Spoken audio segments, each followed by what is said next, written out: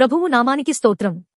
ప్రతిరోజు వినడం ద్వారా ఒక సంవత్సరానికి బైబిల్ చదవడానికి ఈ ఛానల్ సహాయపడుతుంది. Please subscribe and support. హృదయపూర్వక ధన్యవాదాలు. నేటి వేద భాగం సమూయేలు 2వ గ్రంథము 17వ అధ్యాయము. దావీదు అలసట నుండి బలహీనముగా నున్నాడు గనుక నేను అతని మీద పడి అతని బెదిరించిన ఎడల అతని యొద్దనున్న జనులందరూ పారిపోదురు. రాజును మాత్రము హతము చేసి జనులందరినీ నీ తట్టు త్రిప్పెదను.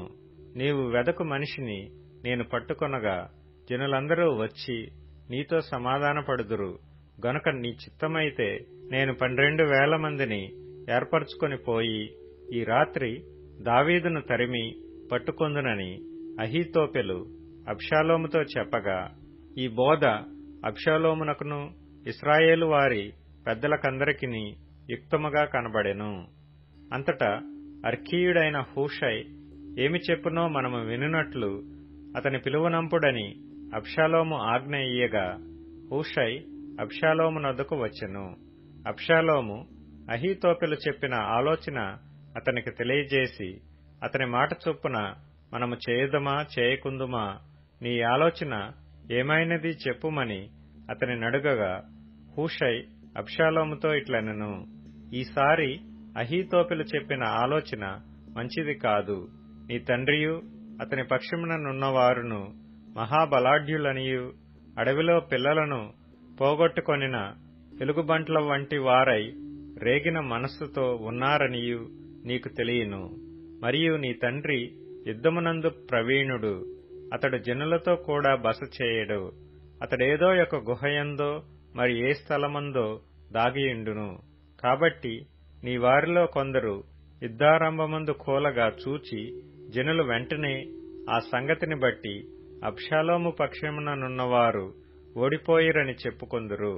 నీ తండ్రి మహాబలాఢ్యుడనియు అతని పక్షపు వారు ధైర్యవంతులనియు ఇశ్రాయేలీలందరూ ఎరుగుదురు గనుక సింహపు గుండె వంటి గుండెగలవారు సైతము దిగులొందుదురు.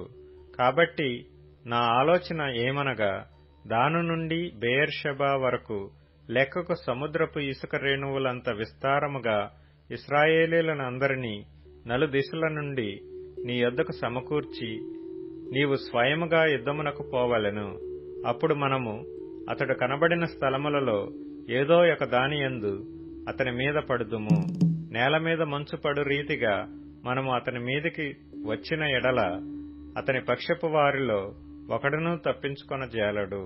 అతడు ఒక పట్టణములో చొచ్చిన ఎడల ఇశ్రాయేలీలందరూ ఆ పట్టణమునకు త్రాళ్లు తీసుకుని వచ్చి ఒక చిన్న రాయి అచ్చట కనబడకుండా దానిని నదిలోనికి లాగుదురు. అబ్షాలోమును ఇశ్రాయేలు వారందరూ ఈ మాట విని అర్కీయుడైన హూషై చెప్పిన ఆలోచన అహీతోపెలు చెప్పిన దానికంటే యుక్తమని ఒప్పుకొనిరి. ఎలయనగా యెహోవా అబ్షాలోము మీదికి ఉపద్రవమును రప్పింపగలందులకై అహీతోపెలు చెప్పిన యుక్తిగల ఆలోచనను వ్యర్థము చేయ నిశ్చయించియుండెను. కాబట్టి హూషై అబ్షాలోమునకును ఇశ్రాయేలు వారి పెద్దలందరికిని అహీతోపెలు చెప్పిన ఆలోచనను తాను చెప్పిన ఆలోచనను యాజకులకు సాదోకుతోనూ అబ్యాతారుతోనూ తెలియజెప్పి, మీరు త్వరపడి ఈ రాత్రి అరణ్యమందు ఏరు దాటు స్థలములలో ఉండవద్దనియు రాజును అతని సమక్షమందున్న జనులందరూ నశింపకుండునట్లు శీఘ్రముగా వెళ్లిపోవుడనియు దావీదునకు వర్తమానము పంపుడని చెప్పెను. తాము పట్టణము తట్టు వచ్చిన సంగతి తెలియబడకయుండునట్లు యోనాతానును అహిమయస్సును ఎన్రోగేలు దగ్గర నిలిచియుండగా పనికత్తె యొక్కతి వచ్చి హూషై చెప్పిన సంగతిని వారికి తెలియజేయగా వారు వచ్చి రాజైన దావీదుతో దాని తెలియజెప్పిరి.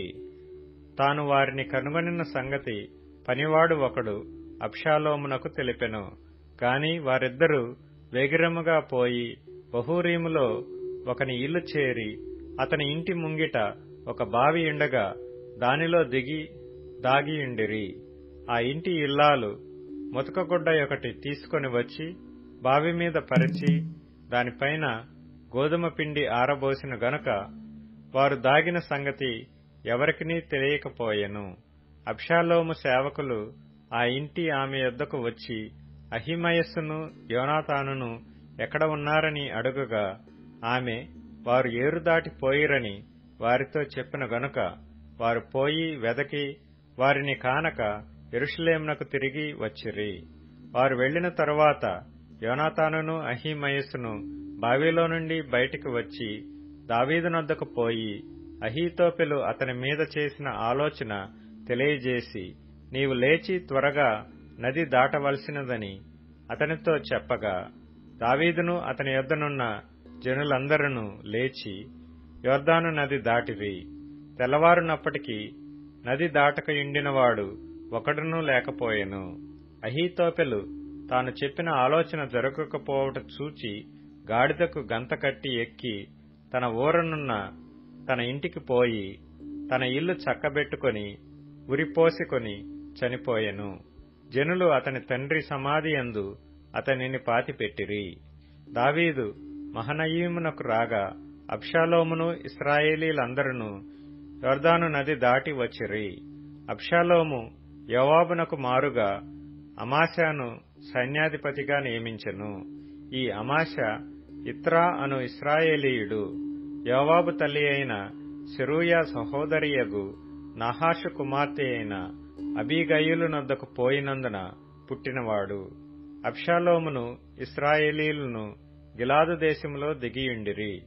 దావీదు మహనయీమునకు వచ్చినప్పుడు అమ్మోనీయుల రబ్బా పట్టణపు వాడైన నాహాషు కుమారుడగు షోబీయును, లోదెబారు ఊరివాడగు అమ్మీయేలు కుమారుడైన మాకీరును, రోగెలీము ఊరివాడును గిలాదీయుడునైన బర్జిల్లయియు అరణ్యమందు జనులు అలసిన వారై ఆకలిగొని దప్పిగొని ఇందురని తలంచి పరుపులు, పాత్రలు, కుండలు, గోధుమలు, యవల పిండి, వేచిన గోధుమలు, కాయధాన్యములు, చిక్కుడు కాయలు, పేలాలు, తేనె, వెన్న, గొర్రెలు, జున్ను ముద్దలు దావీదును అతని యొద్దనున్న జనులను భోజనము చేయుటకై తీసుకొని వచ్చిరి. సమూయేలు 2వ గ్రంథము 18వ అధ్యాయము. దావీదు తన యొద్దనున్న జనులను లెక్కించి వారి మీద సహస్రాధిపతులను శతాధిపతులను నిర్ణయించి జనులను 3 భాగములుగా చేసి యోవాబు చేతి క్రింద ఒక భాగమును, సెరూయా కుమారుడగు అబీషయ్యను యోవాబు సహోదరుని చేతి క్రింద ఒక భాగమును, గిత్తీయుడైన ఇత్తయి చేతి క్రింద ఒక భాగమును ఉంచెను. దావీదు, నేను మీతో కూడా బయలుదేరుదునని జనులతో చెప్పగా, జనులు, నీవు రాకూడదు, మేము పారిపోయినను జనులు దానిని లక్ష్యపెట్టరు, మాలో సగం మంది చనిపోయినను జనులు దానిని లక్ష్యపెట్టరు, మా వంటి 10,000 మందితో నీవు సాటి, కాబట్టి నీవు పట్టణమందు నిలిచి మాకు సహాయము చేయవలనని అతనితో చెప్పిరి.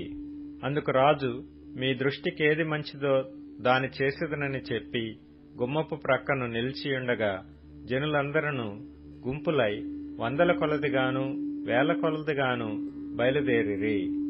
అప్పుడు రాజు యోవాబును అబీషయిని ఇత్తయిని పిలిచి, నా నిమిత్తమై యవనుడైన అబ్షాలోమునకు దయచూపుడని ఆజ్ఞాపించెను.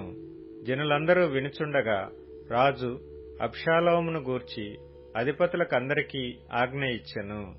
జనులు ఇశ్రాయేలు వారిని ఎదిరించుటకై పొలములోనికి బయలుదేరిన మీదట యుద్ధము ఎఫ్రాయిము వనములో జరుగగా ఇశ్రాయేలు వారు దావీదు సేవకుల ఎదుట నిలవలేక ఓడిపోయిరి.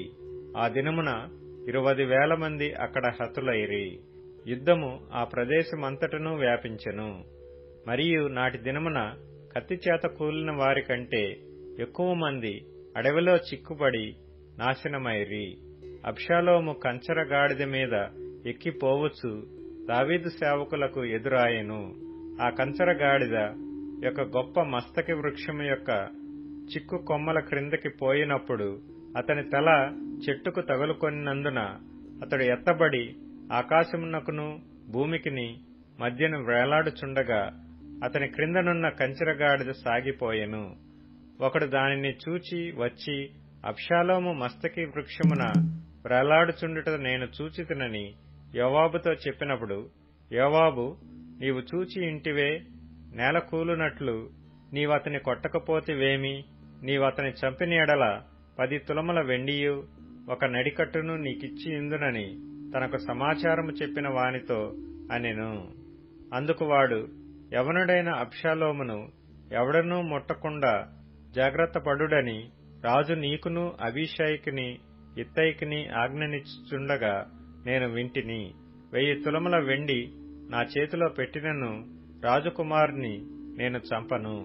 మోసము చేసి నేను అతని ప్రాణమునకు ముప్పు తెచ్చిన ఎడల అది రాజునకు తెలియకపోదు. రాజు సన్నిధిని నీవే నాకు విరోధి వగుదువు గదా అని యోవాబుతో అనగా, యోవాబు, నీవు చేయవరకు నేను కాచుకొని ఇందునా అని చెప్పి 3 బాణములు చేతపట్టుకొని పోయి మస్తకి వృక్షమున వ్రేలాడుచు ఇంకనూ ప్రాణముతోనున్న అబ్షాలోము యొక్క గుండెకు గురిపెట్టి తన ఆయుధములను మోయివారు 10 మంది చుట్టూ చుట్టుకొని ఉండగా అబ్షాలోమును కొట్టి చంపెను. అప్పుడు జనులను ఇక హతము చేయక విడువవలసినదని యోవాబు బాకా ఊదింపగా ఇశ్రాయేలీలను తరుముకొని పోయిన జనులు తిరిగి వచ్చిరి. జనులు అబ్షాలోము యొక్క కళేబరమును ఎత్తి అడవిలో ఉన్న పెద్ద గోతిలో పడవేసి పెద్ద రాళ్ల కుప్ప దానిమీద పేర్చిన తరువాత ఇశ్రాయేలీలందరూ తమ తమ ఇండ్లకు పోయిరి. తన పేరు నిలుపుటకు తనకు కుమారులు లేరనుకొని అబ్షాలోము తాను బ్రతికియుండగా ఒక స్తంభము తెచ్చి దానిని రాజు లోయలో తన పేరట నిలువబెట్టి అతడు ఆ స్తంభమునకు తన పేరు పెట్టియుండెను. నేటి వరకు అబ్షాలోము స్తంభమని దానికి పేరు. సాదోకు కుమారుడైన అహీమయస్సు నేను పరిగెత్తుకొని పోయి యెహోవా తన శత్రువులను ఓడించి తనకు న్యాయము తీర్చిన వర్తమానము రాజుతో చెప్పెదననగా, యోవాబు, ఈ దినమున ఈ వర్తమానము చెప్పతగదు, మరి ఒక దినమున చెప్పవచ్చును. రాజకుమారుడు మరణమాయన గనుక ఈ దినమున వర్తమానము తీసుకొని పోతగదని అతనితో చెప్పెను. తరువాత కూషీని పిలిచి, నీవు పోయి నీవు చూచిన దానిని రాజునకు తెలియజేయమనగా కూషి యోవాబునకు నమస్కారం చేసి పరుగెత్తుకొని పోయెను. అయితే సాదోకు కుమారుడైన అహీమయస్సు కూషీతో కూడా నేనును పరిగెత్తుకొని పోవుటకు సెలవిమ్మని యోవాబుతో మనవి చేయగా, యోవాబు, నాయనా, నీవెందుకు పోవలెను? చెప్పుటకు నీకు బహుమానము తెచ్చు విశేషమైన సమాచారమేదియూ లేదు కదా అని అతనితో అనగా, అతడు ఏమైనను సరే నేను పరుగెత్తుకొని పోవుదునెను. అందుకు యోవాబు పొమ్మని సెలవీయగా అహీమయస్సు మైదానపు మార్గమున పరిగెత్తుకొని కూషీ కంటే ముందుగా చేరెను. దావీదు 2 గుమ్మముల మధ్యను నడువలో కూర్చొనియుండెను. కావలికాడు గుమ్మము పైనున్న గోడమీదికి ఎక్కి పారచూడగా ఒంటరిగా పరిగెత్తుకొని వచ్చుచున్న ఒకడు కనబడెను. వాడు అరచి రాజునకు ఈ సంగతి తెలియజేయగా రాజు, వాడు ఒంటరిగా ఉండిన ఎడల ఏదో వర్తమానము తెచ్చుచున్నాడనెను. అంతలో వాడు పరుగు మీద వచ్చుచుండగా కావలికాడు పరిగెత్తుకొని వచ్చు మరియొకని కనుగొని, అదిగో మరియొకడు ఒంటరిగానే పరిగెత్తుకుని వచ్చుచున్నాడని ద్వారపు తట్టు తిరిగి చెప్పగా రాజు, వాడునూ వర్తమానం తెచ్చుచున్నాడనెను. కావలికాడు మొదటివాడు పరిగెత్తుట చూడగా వాడు సాదోకు కుమారుడైన అహీమయస్సు అని నాకు తోచుచున్నది అనినప్పుడు రాజు, వాడు మంచివాడు, శుభవర్తమానము తెచ్చుచున్నాడని చెప్పెను. అంతలో అహీమయస్సు జయమని బిగ్గరగా రాజుతో చెప్పి రాజు ముందర సాష్టాంగ నమస్కారము చేసి, నా ఏలినవాడవును రాజువు నగు నిన్ను చంపచూచిన వారిని అప్పగించిన నీ దేవుడైన యెహోవాకు స్తోత్రము అని చెప్పెను. రాజు, బాలుడగు అబ్షాలోము క్షేమంగా ఉన్నాడా అని అడుగగా అహీమయస్సు, యోవాబు రాజసేవకుడనైన నీ దాసుడునగు నన్ను పంపినప్పుడు గొప్ప అల్లరి జరుగుట నేను చూచితిని గాని అది ఏమైనది నాకు తెలిసినది కాదని చెప్పెను. అప్పుడు రాజు, నీవు ప్రక్కకు తొలగి నిలిచియుండుమని వానికాజ్ఞనియ్యగా వాడు తొలగి నిలిచెను. అంతలో కూషీ వచ్చి, నా ఏలినవాడా రాజా, నేను నీకు శుభ సమాచారము తెచ్చితిని. ఈ దినమున యెహోవా నీ మీదికి వచ్చిన వారినందరినీ ఓడించి నీకు న్యాయము తీర్చునని చెప్పినప్పుడు రాజు బాలుడగు అబ్షాలోము క్షేమముగా ఉన్నాడా అని అడిగెను. అందుకు కూషి చెప్పినదేమనగా, నా ఏలినవాడవును రాజువునగు నీ శత్రువులను నీకు హాని చేయవలనని నీ మీదికి వచ్చిన వారందరూ ఆ బాలుడున్నట్టుగానే ఇందురుగాక. అప్పుడు రాజు బహు కలతపడి గుమ్మమునకు పైగానున్న గదికి ఎక్కిపోయి ఏడ్చుచూ సంచరించుచూ, నా కుమారుడా అబ్షాలోమా, నా కుమారుడా అబ్షాలోమా అని కేకలు వేయిచు, అయ్యో నా కుమారుడా, నీ బదులుగా నేను చనిపోయిన ఎడల ఎంత బాగుండును, నా కుమారుడా అబ్షాలోమా, నా కుమారుడా అని ఏడ్చుచూ వచ్చెను. 17వ అధ్యాయం. ఆ 7 పాత్రలను పట్టుకొనియున్న 7 దేవదూతలలో ఒకడు వచ్చి నాతో మాటలాడుచూ ఇలాగు చెప్పెను, నీవిక్కడికి రమ్ము. విస్తార జలముల మీద కూర్చున్న మహావేశ్యకు చేయబడు తీర్పు నీకు కనపరచెదను. భూరాజులు ఆమెతో వ్యభిచరించిరి, భూనివాసులు ఆమె వ్యభిచార మధ్యములో మత్తులైరి. అప్పుడతడు ఆత్మవశుడునైన నన్ను అరణ్యమునకు కొనిపోగా, దేవదూషణ నామములతో నిండుకొని 7 తలలను 10 కొమ్ములను గల ఎర్రని మృగము మీద కూర్చుండిన ఒక స్త్రీని చూచితిని. ఆ స్త్రీ ధూమ్ర రక్తవర్ణము గల వస్త్రము ధరించుకొని బంగారముతోనూ రత్నములతోనూ ముత్యములతోనూ అలంకరింపబడినదై, హేయమైన కార్యములతోనూ తాను చేయుచున్న వ్యభిచార సంబంధమైన అపవిత్ర కార్యములతోనూ నిండిన యొక్క సువర్ణ పాత్రను తన చేత పట్టుకొని యుండెను. దాని నొసట దాని పేరు ఇలాగు వ్రాయబడి యుండెను, మర్మము, వేశ్యలకును భూమిలోని ఏహ్యమైన వాటికిని తల్లి అయిన మహాబబులోను. మరియు ఆ స్త్రీ పరిశుద్ధుల రక్తము చేతను యేసు యొక్క హతసాక్షుల రక్తము చేతను మత్తిల్లియుండుట చూచితిని. నేను దాని చూచి బహుగా ఆశ్చర్యపడగా ఆ దూత నాతో ఇట్లనెను, నీవేళ ఆశ్చర్యపడితివి? ఈ స్త్రీని గూర్చిన మర్మమును, 7 తలలను 10 కొమ్ములను గలిగి దాని మోయుచున్న క్రూర మృగమును గూర్చిన మర్మమును నేను నీకు తెలిపెదను. నీవు చూచిన ఆ మృగము ఉండెను గాని ఇప్పుడు లేదు.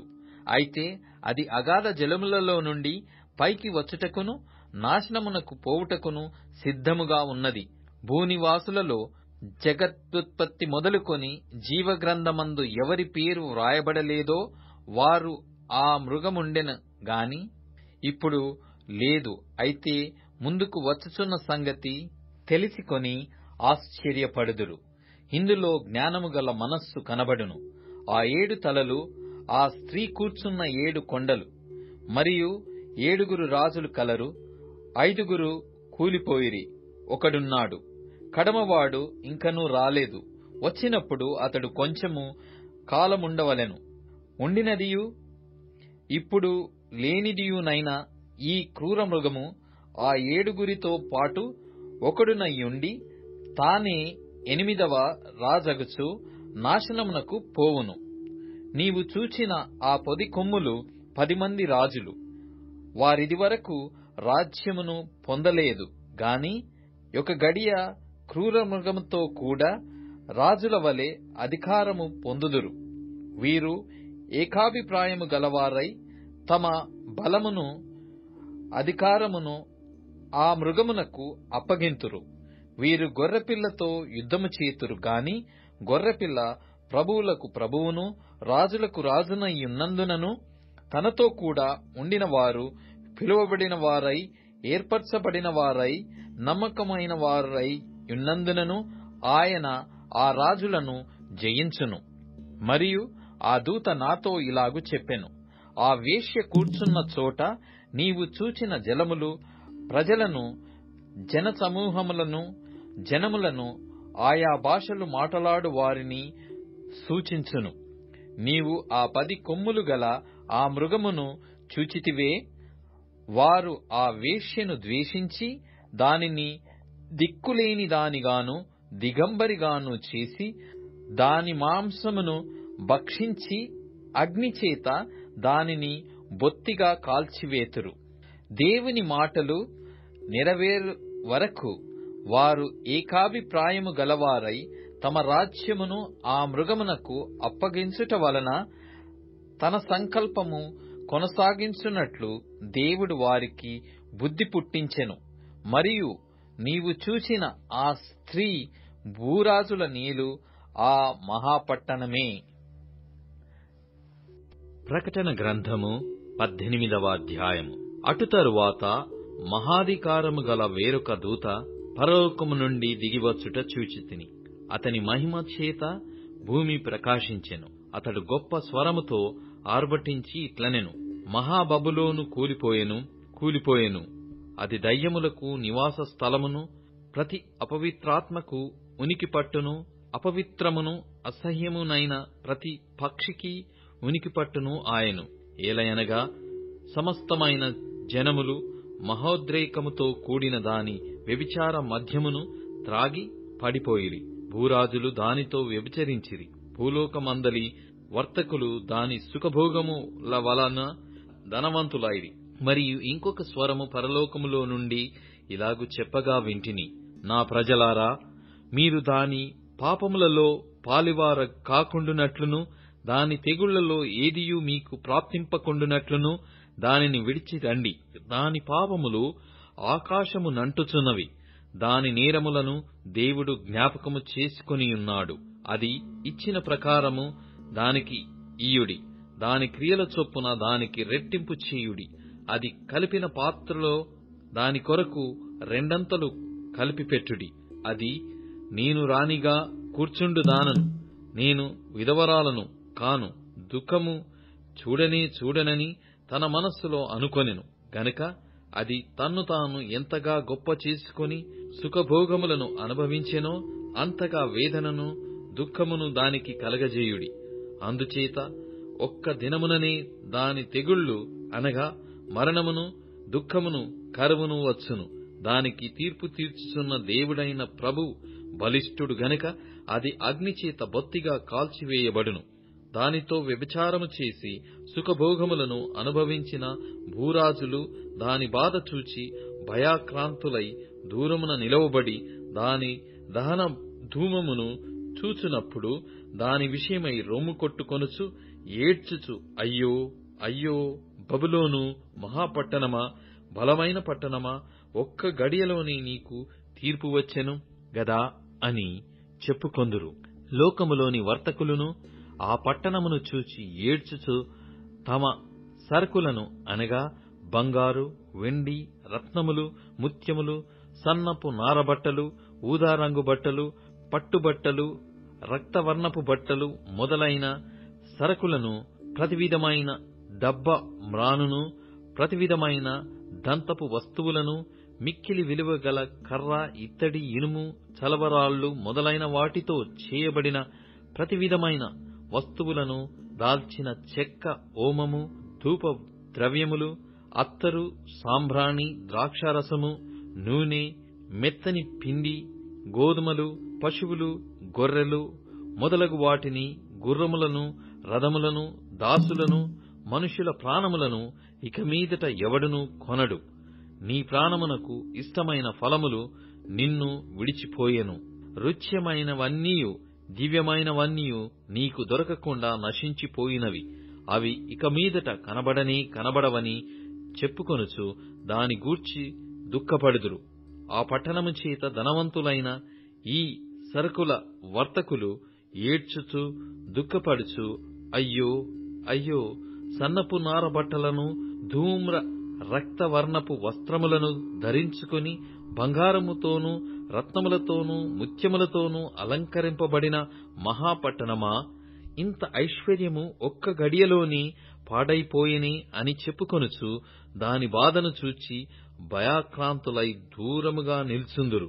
ప్రతి నావికుడును, ఎక్కడికైనను సబురు చేయు ప్రతి వాడును, ఓడవారును, సముద్రము మీద పనిచేసి జీవనము చేయు వారందరును దూరముగా నిలిచి దాని దహన ధూమమును చూచి ఈ మహాపట్టణముతో సమానమైనదేది అని చెప్పుకొనుచు కేకలు వేసి తమ తలల మీద దుమ్ము పోసుకొని ఏడ్చుచు దుఃఖించుచు, అయ్యో అయ్యో, ఆ మహాపట్టణము, అందులో సముద్రము మీద ఓడలు గల వారందరూ దాని యందలి అధిక వ్యయము చేత ధనవంతులైరి, అది ఒక్క గడియలో పాడైపోయెని అని చెప్పుకొనుచు కేకలు వేయుచుండిరి. పరలోకమా, పరిశుద్ధులారా, అపోస్తలులారా, ప్రవక్తలారా, దాని గూర్చి ఆనందించుడి. ఏలయనగా దాని చేత మీకు కలిగిన తీర్పుకు ప్రతిగా దేవుడు ఆ పట్టణమునకు తీర్పు తీర్చియున్నాడు.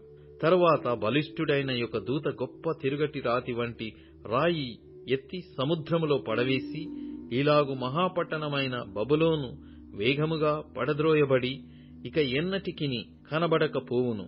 నీ వర్తకులు భూమి మీద గొప్ప ప్రభువులయ్యుండిరి. జనములన్నీయు నీ మాయమంత్రముల చేత మోసపోయిరి. కావున వైణికుల యొక్కయు గాయకుల యొక్కయు పిల్లన గ్రోవి ఊదువారి యొక్కయు బూరలు ఊదువారి యొక్కయు శబ్దము ఇక ఎన్నడును నీలో వినబడదు. మరి ఏ శిల్పమైన చేయు శిల్పి ఎవడును నీలో ఎంతమాత్రమును కనబడడు. తిరుగటి ధ్వని ఇక ఎన్నడును నీలో వినబడదు. దీపపు వెలుగు నీలో ఇకను ప్రకాశింపనే ప్రకాశింపదు. పెళ్లి కుమారుని స్వరమును పెళ్లి కుమార్తె స్వరమును నీలో ఇక ఎన్నడును వినబడవు అని చెప్పెను. మరియు ప్రవక్తల యొక్కయు పరిశుద్ధుల యొక్కయు భూమి మీద వధింపబడిన వారందరి యొక్కయు రక్తము ఆ పట్టణములో కనబడెననెను. కీర్తనల గ్రంథం 142వ కీర్తన. నేను ఎలుగెత్తి యెహోవాకు మొరలిడుచున్నాను, ఎలుగెత్తి యెహోవాను బతిమాలుకొనుచున్నాను. బహు వినయముగా ఆయన సన్నిధిని నేను మొర్రపెట్టుచున్నాను. నాకు కలిగిన బాధ ఆయన సన్నిధిని తెలియజెప్పుకొనుచున్నాను. నాలో నా ప్రాణము కృంగియున్నప్పుడు నా మార్గము నీకు తెలియను. నన్ను పట్టుకొనుటకై నేను నడవవలసిన త్రోవలో చాటుగా పగవారు ఉరినొద్దుచున్నారు. నా కుడి ప్రక్కను నిదానించి చూడుము. నన్నెరిగిన వాడు ఒకడునూ నాకు లేకపోయెను. ఆశ్రయమేదియు నాకు దొరకలేదు. నా ఎడల జాలిపడువాడు ఒకడునూ లేడు. యెహోవా, నీకే నేను మొర్రపెట్టుచున్నాను. నా ఆశ్రయదుర్గము నీవే.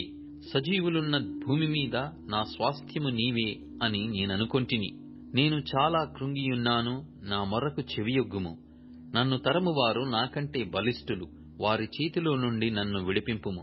నేను నీ నామమునకు కృతజ్ఞతాస్తుతులు చెల్లించున్నట్లు చెరసాలలో నుండి నా ప్రాణమును తప్పింపుము. అప్పుడు నీవు నాకు మహోపకారము చేసియుండుట చూచి నీతిమంతులు నన్ను బట్టి అతిశయపడుదురు. ఇప్పుడు tune in, Spotify, Amazon music మరియు యూట్యూబ్ మ్యూజిక్ లో కూడా అందుబాటులో ఉంది. Please follow us.